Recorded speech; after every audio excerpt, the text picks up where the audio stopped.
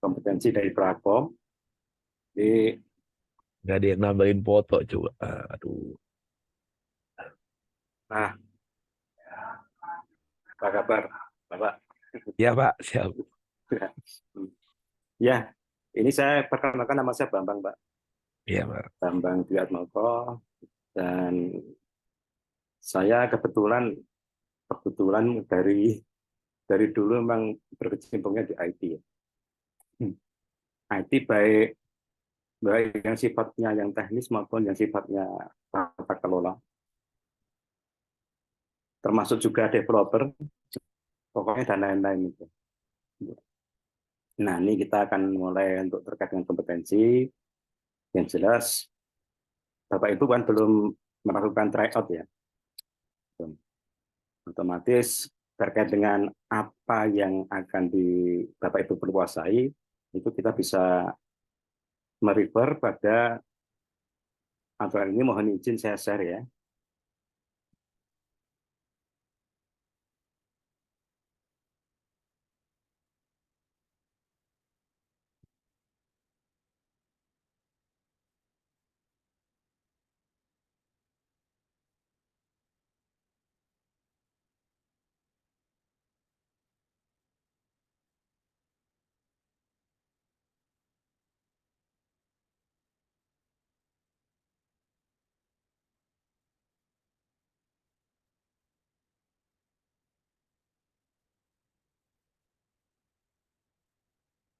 Ini, Pak, ini pecah-pecah ini. Ya.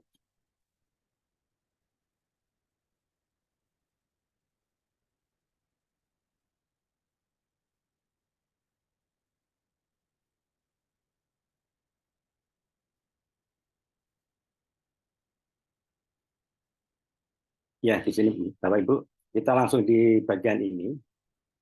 Jadi 3 hal yang nantinya Bapak Ibu perlu kuasai ya, terkait dengan perangkat komputer, itu ada meliputi tata kelola dan tata laksana. Bapak Ibu udah tahu belum tata kelola itu apa, tata laksana apa?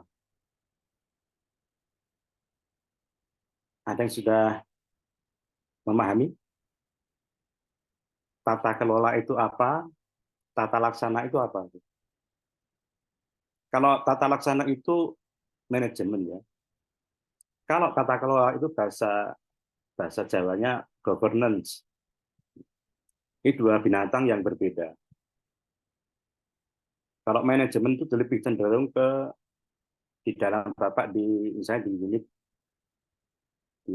misalnya di datin, ditaruh di datin gitu ya.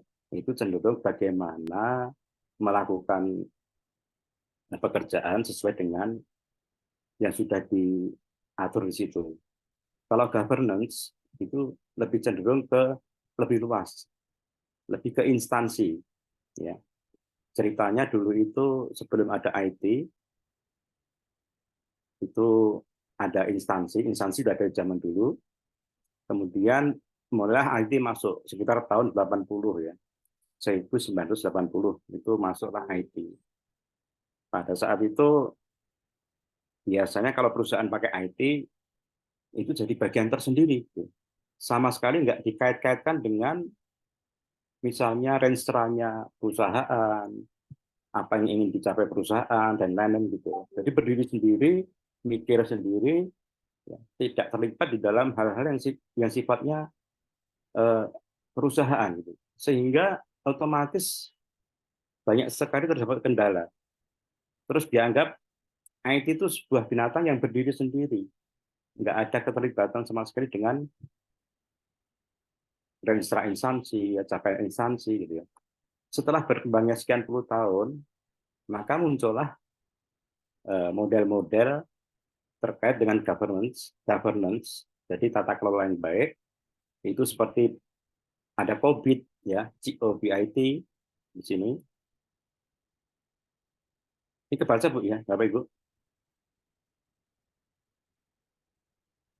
Ini ada COBIT, ada ISO, ada ITIL dan lain-lain. Itu nanti terkait dengan model governance atau penata kelolaan.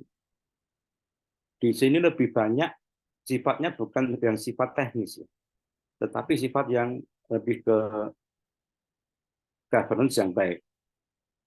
Nah, untuk tataran teknis di tata laksana itu banyak hal yang Bapak Ibu harus kuasai. Ya. Ada 3 hal yang kita bisa lihat adalah terkait dengan pengetahuan tentang informasi, ya. Kemudian manajemen layanan teknologi informasi, pengelolaan data, kemudian area teknologi informasi yang khusus. Ya. Di sini kita lihat di sini ada 3. Infrastruktur teknologi informasi, tata kelola dan tata laksana yang sebelum saya sebutkan. Itu nanti kalau Bapak Ibu sudah terlibat di dalam misalnya di Datin, itu pasti akan masuk, juga akan dilibatkan di area-area seperti itu. Itu lebih banyak ke yang sifatnya lebih ke kebijakan, ke arah, ke value, nilai gitu ya. Sedangkan di 2 berikutnya itu lebih bersifat ke teknis. Nah, yang teknis ini itu tentu saja Bapak Ibu harus punya kompetensi yang memang harus dipenuhi. Sebagai contoh, infrastruktur teknologi informasi. Itu salah satunya misalnya Bapak Ibu harus mengetahui terkait dengan jaringan. Ya. Jaringan sendiri itu bisa ada beberapa macam, model yang kabel, ya pakai UTP-5, ada yang menggunakan Wi-Fi, ya, wireless. Ya. Kalau dulu nyaris 100% menggunakan kabel, baik itu dengan UTP maupun dengan coax dan lain-lain. Dengan perkembangan teknologi sekarang semakin banyak dan lebih cenderung ke wireless. Nah, kalau sudah ke wireless, nanti Bapak Ibu harus juga memahami terkait dengan keamanan. Ya. Kalau kemudian di jaringan, contohnya di MPR itu misalnya ada banyak gedung, ada banyak ruangan, kemudian Bapak Ibu harus mengelola server, mengelola traffic, otomatis Bapak Ibu harus menguasai selain jaringan tadi, misalnya yang paling sederhana itu ngekirim kabel UTP-5 itu seperti apa teknologinya, kemudian harus paham dengan TCP/IP protokol. TCP/IP protokol di sini selain paham istilahnya juga paham apa itu TCP/IP, apa itu subnetting, apa itu pengalamatan, apa itu routing ya, merouting. Ini hal-hal yang perlu Bapak Ibu pahami. Misalnya ada kelas A, B, C. Di dalam misalnya contohnya kelas C itu ada namanya subnetting. Kenapa saya harus memahami subnetting? Misalnya di MPR itu ada, anggaplah ada 20 lokasi ya misalnya. Kenapa saya harus merancang desainnya, subnettingnya seperti apa gitu. Semua itu tujuannya adalah supaya para pengguna mendapatkan kualitas jaringan yang terbaik. Kita bisa aja pakai misalnya di TCP/IP itu menggunakan kelas C misalnya ya, kelas C dengan subnet semua sama, misalnya 255.255.255.0. Tapi itu suatu langkah yang sangat buruk ya. Karena di sini traffic-nya akan makan bandwidth terlalu banyak dan banyak yang tersia-sia gitu. Ya. Jadi di TCP/IP Bapak itu harus paham. Kemudian bedanya dengan UDP apa? terus dikaitkan dengan platform standar ISO itu seperti apa, ya. Itu Bapak Ibu harus memahaminya. Oh iya, Izin Pak siap, Bambang. siap. Ya, itu bisa tolong diulang Pak. Share screen-nya cuma layar putih Oh, aja, iya. segaris. Apa nggak ada versinya ya? Ya coba diulang aja Pak. Saya stop sensor. Izin.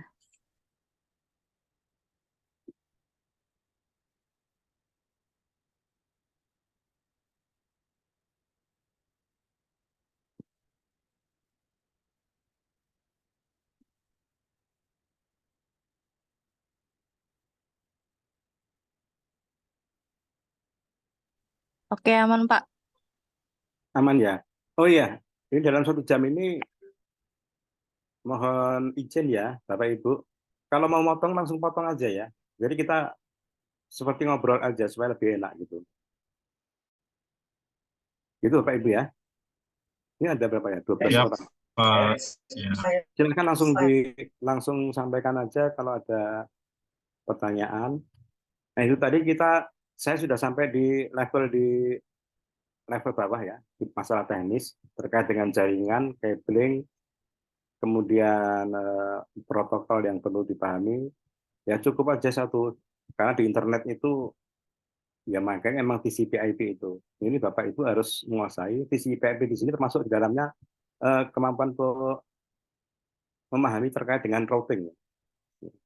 Biasanya kalau kita masuk di dalam sebuah instansi atau apa, itu ada switch, ada hub, ada router. Ya. Salah satu contoh router itu ya Wi-Fi itu adalah router. Nah itu perlu dipahami. Untuk memahami terkait dengan routing itu, tahap pertama harus memahami kelas dari TCP/IP dan subnetting, baru masuk ke pemahaman routing.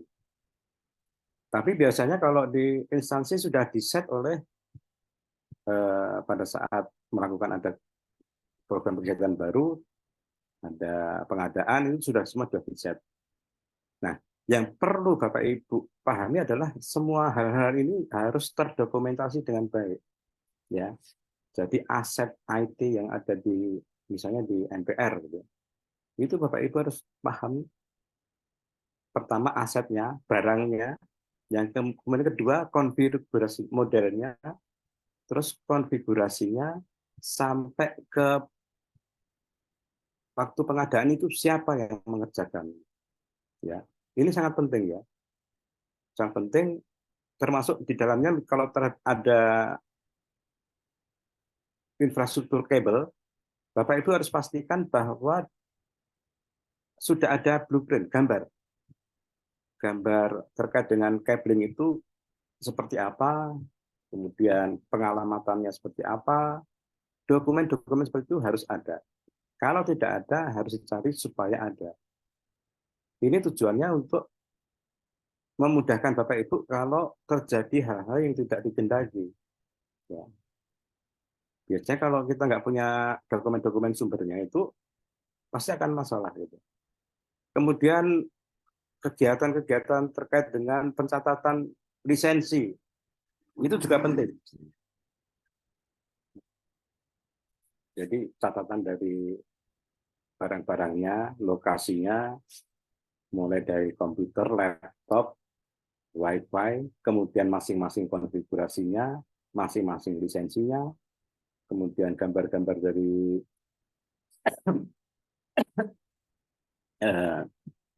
kalau ada cabling di mana, kalau ada servernya itu seperti apa, spek teknisnya seperti apa, kemudian pihak yang mengampu di situ, pihak ketiga yang terkait dengan itu siapa, termasuk kontak personnya, itu semua harus tercatat dengan baik dan di dalam satu dokumen.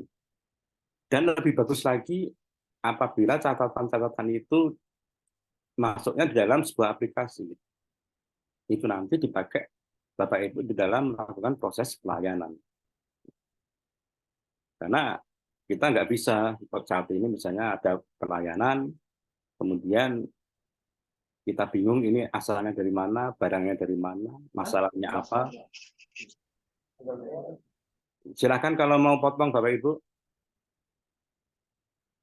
Ya, itu yang pertama. Kemudian tadi penguasaan mengenai framework, mengenai protokol di CPIP. Jadi kita sudah membahas masalah di layer yang bawah ya. Layer berikutnya adalah terkait dengan aplikasi. Aplikasi-aplikasi yang ada di itu nanti Bapak Ibu juga bagian dari yang bertanggung jawab untuk mensupport terkait dengan aplikasi-aplikasi yang ada di instansi yang Bapak Ibu di mana akan bekerja. Ya. Itu semua dibiasakan dilakukan tata laksana yang baik. Tata laksana yang baik semua pertama adalah pencatatan aset dengan baik dan detail.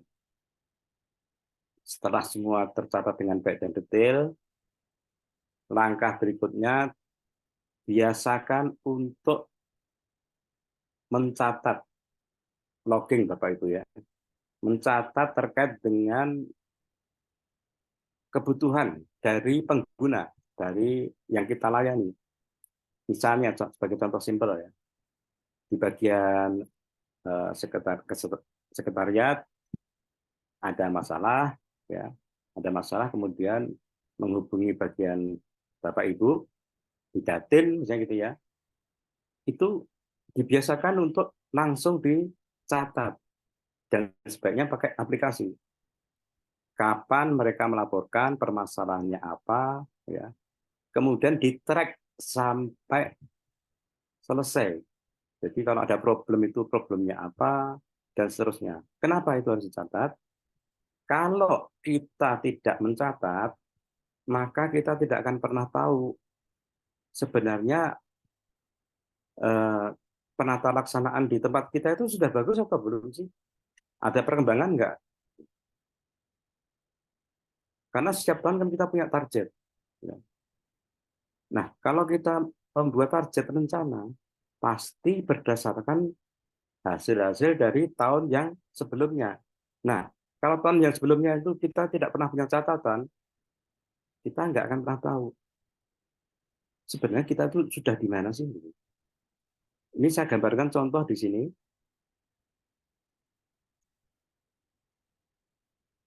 Nggak kelihatan, Bu ya?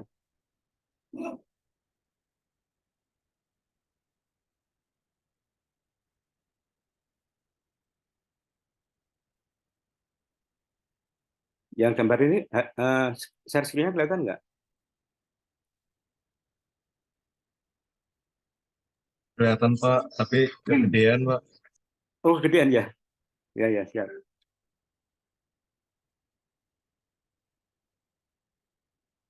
Gini cukup. Ini saya akan memberi contoh salah satunya adalah ini COVID. Ya. COVID. COVID ini adalah, jadi di dalam IT, itu terkait dengan good governance, jadi bukan penata laksanaan, tapi penata kelolaan, itu salah satu model yang banyak dipakai di dunia, itu ada beberapa. Nah, di sini akan saya beri contoh COVID. Ya. COVID itu untuk sebuah model, di mana dengan model ini, itu dia punya nilai indeks. Jadi kalau kita asesmen, misalnya Bapak di instansi DMPR, di bagian IT, dan di instansi, itu kita bisa melihat sejauh mana good governance dari terkait IT uh, dari instansi Bapak Ibu. COVID ini nilainya ada indeks antara 0 sampai 5. Nah, misalnya Bapak Ibu di instansinya akan merencanakan kita ingin membuat terkait dengan IT itu akan semakin baik. Semakin baik di sini kita harus punya indikator. Nah, salah satu yang bisa kita pakai misalnya dengan COVID ini. COVID ini nilainya dari 0 sampai 5. Kalau 5 sudah tingkat dewa ya Bapak Ibu. Kalau 0 itu berarti masih belum dimulai. Nah, rata-rata COVID itu pada saat asesmen pertama itu nilainya 2. 2 itu apa? Artinya, saya beri penjelasan. Pada saat asesmen, misalnya di Datin itu dapat nilai 2. 2 itu artinya Bapak Ibu sudah melakukan penata laksanaan. Tetapi semua penata laksanaannya, jadi semua layanannya, segala macam, itu hanya berbasis pada kemampuan individu. Ya. Contohnya seperti ini. Ada kasus dari yang kita layani, misalnya dari sekretariat, ada kasus A. Ini dong, kita ada masalah A gitu ya. Nah, masalah A ini biasanya, oh, si Mas A yang bisa, atau Mas B yang bisa, atau Mas C yang menguasai gitu ya. Terus kebetulan Mas C ini sakit atau cuti. Gitu.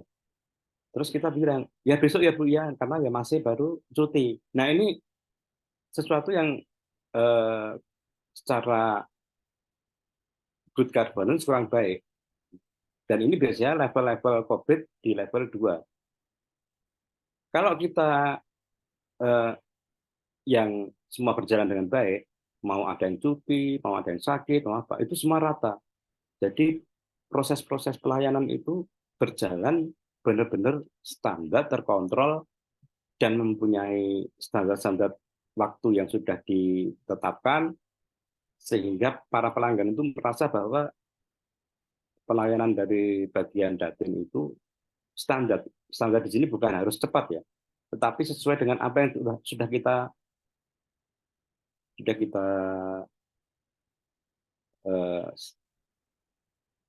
katakan di awal. Misalnya untuk pelayanan jenis A itu memakan waktu misalnya 2 hari gitu ya. Ya selama ada trouble terkait dengan itu ya selalu 2 hari gitu. Bukannya jadi 2, jadi 3, jadi seminggu, akhirnya hilang seperti itu ya. Itu adalah salah satu contoh dari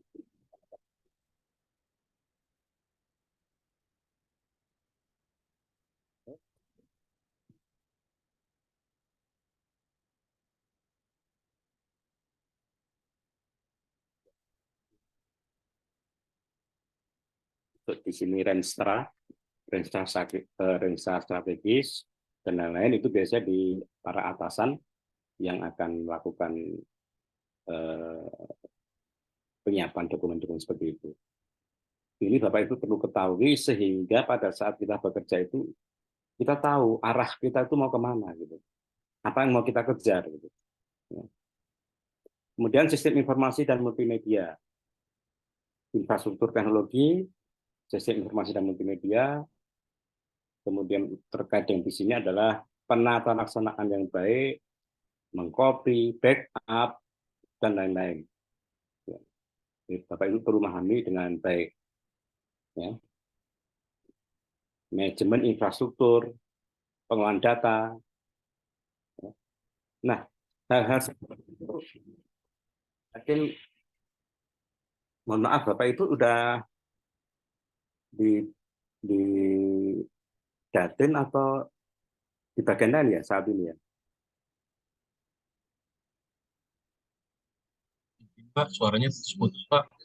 Halo? Halo? Ya Pak? Iya Pak, sudah Pak, sudah. Tadi suaranya putus-putus, kenapa Pak? Mungkin jaringannya ya.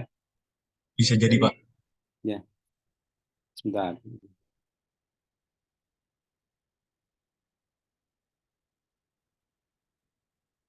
Nah, itu nanti apa kalau terkait kompetensi itu hal-hal yang kira-kira Bapak Ibu perlu pahami ya. Jadi nomor 1 itu pengetahuan tentang kalau di level teknis ya, pengetahuan tentang jaringan, pengetahuan tentang protokol. Di sini termasuk luas kaitannya, dari mulai protokolnya, dari mulai memahami kelas, itu semua Bapak Ibu bisa pelajari di zaman sekarang enak sekali. Tinggal buka aja di internet, semua bahan itu ada. Di CPIP harus mengetahui masalah routing, subnetting, dan lain-lain harus memahami. Kemudian Bapak Ibu perlu punya kemampuan untuk pengetahuan terkait dengan seperti tadi model-model kayak COVID, ITIL, ISO, ISO 20000 dan lain-lain itu perlu Bapak pahami juga. Karena kedepannya semua akan mengarah ke sana. Gitu ya.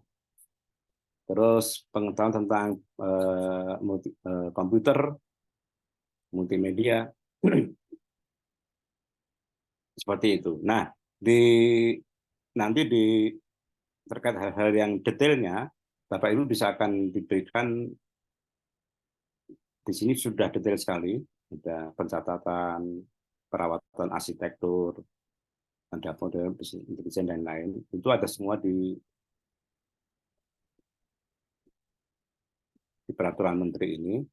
Nah, di sini akan saya buka, kalau Bapak Ibu ada yang perlu bertanya, silakan, dan mudah-mudahan saya bisa menjawab. Monggo saya beri waktu untuk diskusi.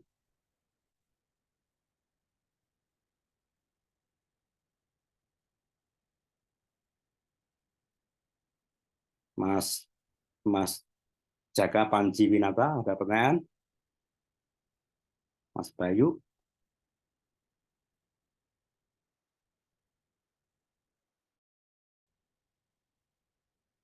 Enggak.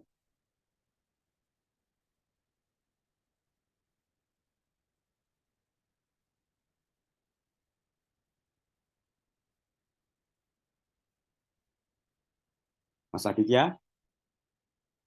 Aman, Pak. Aman. Aman. Aman, Pak. Ya, siap. Mungkin ada yang perlu disampaikan, Mas Bayu? Jadi nanti untuk kompetensi, hal yang perlu Bapak Ibu ketahui nanti akan dikirimkan oleh tim dari RBP, Bapak Ibu ya. Silakan tuh dibaca-baca. Tapi intinya selama Bapak Ibu menguasai yang tadi yang sudah saya sebutkan, itu misalnya nanti melakukan tryout ataupun nanti pas tes itu insya Allah semua aman semuanya. Amin, amin. Ya. Dan ini Pak Bapak Ibu ya, contohnya seperti kayak di CPIP segala macam ya, silakan Bapak Ibu benar-benar kalau bisa ya luar kepala gitu ya. Kelas ABC, subnetting, jumlah bos berapa, segala macam seperti itu suatu hal yang mutlak diketahui gitu. Kalau untuk routing scripting nggak perlu lah sampai terlalu jauh, tapi paling tidak tahu routing itu apa, fungsinya apa, gunanya apa. Nah, di level yang tingginya itu perlu memahami terkait dengan tata kelola. Tata kelola itu ada model-model dari mulai ISO, COVID, dan lain-lain itu perlu punya pengetahuan untuk membaca. Apa sih COVID itu, apa itu sih ISO ini. Terus area apa aja yang dia dalami, dan seperti itu. Itu Bapak Ibu ya. Oke, silakan ada pertanyaan. Ya, saya harapkan Bapak Ibu nanti Izin, Pak. Pak siap, Bambang, izin. siap. Nanti rencananya untuk bahan-bahan diskusi ini akan di-sharing atau bagaimana ya, Pak? Izin arahan, Pak, infonya. Terima Siap, kasih, Pak nanti Bambang. untuk terkait dengan, jadi kalau di pemerintahan itu kan semua kan pasti harus ada cantolannya ya, referensinya. Seperti kompetensi itu pasti ada gitu ya. Itu nanti akan dikirimkan dari teman-teman RBP, Pak. Ya. Itu ya dari Mas RBP siapa ini yang saat ini ikut gabung ya? Nanti saya sampaikan, Pak. Tadi dengan Pak siapa, Pak? Izin, Pak. Aditya, Pak. Oh, Pak Bambang, ya, Aditya. siap. Nanti Betul.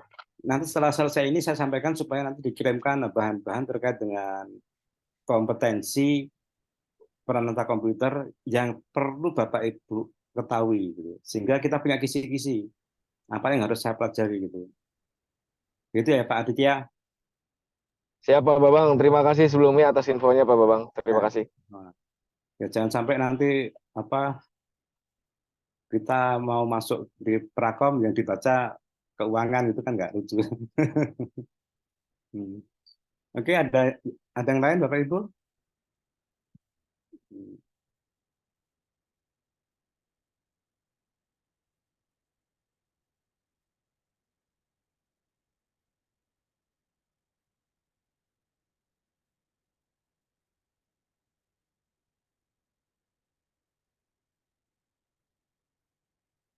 Jadi apa yang penting satu hal ya, Bapak Ibu jangan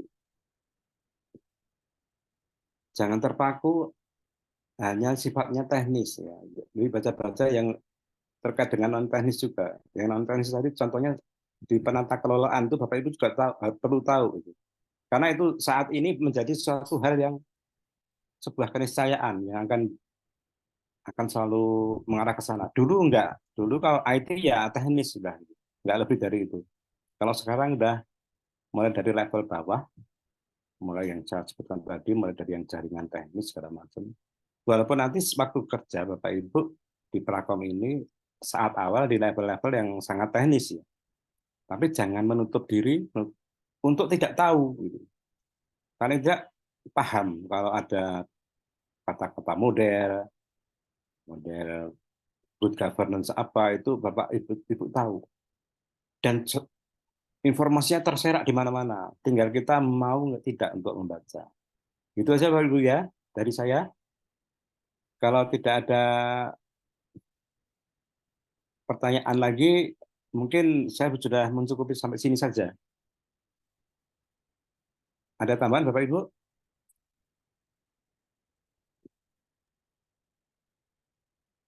Saya nanya Pak, izin Pak. Siap. Ini berarti untuk yang prakom ini nggak hanya untuk tugas dari tata komputer, tapi bisa jadi untuk peraturan-peraturan dalam yang mengatur tentang governance dan apa sistem elektronik berbasis ini Pak, untuk aplikasi yang berbasis di pemerintahan ya Pak. Sebentar Pak, bisa diulang Pak? Putus-putus barusan. Halo. Halo ya, bentar. Ya ini kan yang tadi dijelaskan kan hanya apa? Hanya tugas-tugas dasarnya perangkat komputer. Nah, untuk Ya. soal yang di teknis ini, apakah mungkin ada seperti kayak SPBE atau tentang mekanisme-mekanisme peraturan yang masih apa yang telah berlaku ini, Pak? Oh ya, SPBI kan saat ini kan baru baru mulai Pak ya. SPBI sendiri sebenarnya itu kan juga apa namanya mendasarinya dari model-model yang seperti tadi yang saya sebutkan tadi Pak. Ya. Nah, kalau di Berarti nggak Prakom, menutup kemungkinan, Pak. Iya, iya, berarti nggak menutup kemungkinan dari hanya cuman tugas pokoknya sebagai perangkat komputer aja ya, Pak, di iya teknis betul, ini. betul, betul. Tapi ya Oh, nanti otomatis beban-beban kerja masing-masing dari perangkat komputer ya akan sesuai dengan levelnya Pak ya, jabatannya. Gitu. Dari mulai yang sangat teknis ke atas sampai yang sifatnya yang strategis itu. Begitu Bapak Ibu. berarti Pak Bambang. Tapi yang penting satu Bapak Ibu ya, kalau kita sedang di level teknis, jangan menutup diri untuk tidak tahu hal-hal yang sifatnya eh, yang perencanaan strategis dan lain-lain. Karena kalau kita nggak tahu itu kita kerjanya juga kurang enak gitu ya. Kita perlu paham maksudnya itu ini gitu. Gitu Pak ya. Ya, terima kasih Pak Bambang. Siap. Ada lagi Bapak Ibu? Kalau tidak ada lagi, mungkin saya cukupkan saja ya Bapak Pak Jaka, Pak Anggun. Sudah Pak, sudah Pak. Siap. Terima kasih Pak ya. Terima kasih atas kebersamaan kita hari ini. Mudah-mudahan hari ini ada manfaatnya dan akan memberikan berkah dan kelancaran bagi Bapak Ibu nanti dalam melakukan proses ujian dan sampai jadinya. Saya doakan semoga sukses Bapak Ibu ya. Terima kasih dan ini saya tutup. Wabillahi taufiq wal hidayah. Wassalamualaikum warahmatullahi wabarakatuh. Waalaikumsalam warahmatullahi wabarakatuh. Makasih Pak Salam Terima Bambang, kasih. sehat-sehat Pak Bambang, sukses selalu. Ya. Oke, makasih.